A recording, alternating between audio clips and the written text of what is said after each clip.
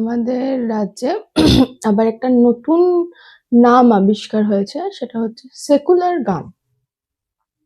মানে আমি কোনো বই বা কোনো কিছুতে তো এরকম নাম শুনিনি যে সেকুলার গান বলে কিছু আছে। আমি নিজে গ্র্যাজুয়েশন করেছি মিউজিক নিয়ে, মিউজিক অনার্স আছে আমার। তো সেখানে কোনো সিলেবাসে হ্যাঁ, অনেক গানই লোকগীতি, রবীন্দ্রসঙ্গীত, নজরুল গীতি সবকিছুই পড়েছি, কিন্তু এই সেকুলার গানটা কি সেটা আমি ঠিক জানি না। মানে এটা বলার কারণ একটাই যে যেটা মানে সবাই দেখছে যে আমাদের একজন জনপ্রিয় গায়িকা লগ্নচিতা, তিনি মেদিনীপুর গিয়েছিলেন একটা স্কুলে অনুষ্ঠান করতে। তো সেখানেই মেহবুব মল্লিক বলে একটা লোক, তার উপরে চড়াও হয় এবং শেষে যখন তিনি মারধর কিছু করতে পারেন না, তখন তিনি তাকে এটাই বলে বেরিয়ে যান যে অনেক হলো, এবার সেকুলার গান গা। উনি চিৎকার করে বলেন যে অনেক জাগমা হয়েছে, এবার একটু সেকুলার গা।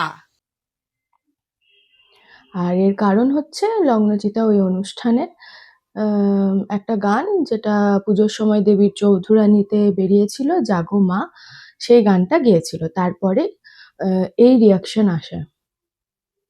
মানে গানের মধ্যেও রাজনীতি, গানের মধ্যেও সেকুলারিজম। গানটাকে তো অ্যাটলিস্ট ছেড়ে দিন, এটার মধ্যে তো পলিটিক্স করবেন না প্লিজ। গান তো মানুষের মনের ফিলিংস, গান একটা বিশাল বড় জিনিস।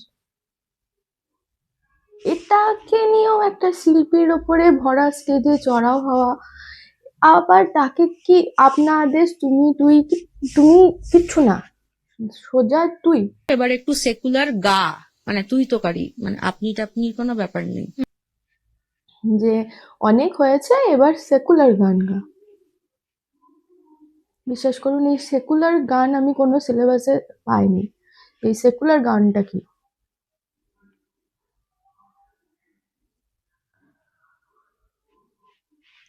জানি না। মানে কি এইগুলো, এই যত এইগুলো দেখছি, এগুলোকে বুঝতে পারছি, তত মানে মাথা খারাপ হয়ে যাওয়ার মতন ব্যাপার। কিছু বলতে মানে কিছু বলারও উপায় নেই এগুলোতে। হ্যাঁ, একটা পজিটিভ দিক যেটা এই ইনসিডেন্টটাতে পেয়েছি, যে পুলিশ নাকি ওই মেহবুব মল্লিককে গ্রেপ্তার করেছে। এটা একটা পজিটিভ দিক, অবশ্যই এটা বলবো না যে ইয়ে নয়। কিন্তু এই জিনিসগুলো হবে কেন? কথাটা হচ্ছে এই জিনিসগুলো হবে কেন? একটা শিল্পী স্টেজে গান করতে উঠেছেন, হ্যাঁ আমরা সাধারণত কি করে থাকি, তাকে রিকোয়েস্ট করে থাকি যে একটা এই গানটা করুন, আপনার এই গানটা করুন। কিন্তু এটা কি, এই ইনসিডেন্টটা কেন হলো? তাহলে একটা কথা ভাবনা চিন্তা করুন, সমাজের পরিস্থিতি, সমাজের অবস্থা কোন জায়গায় গিয়ে দাঁড়িয়েছে। মানুষের মনে বিষটা কতটা ভেতরে ঢুকে গেছে।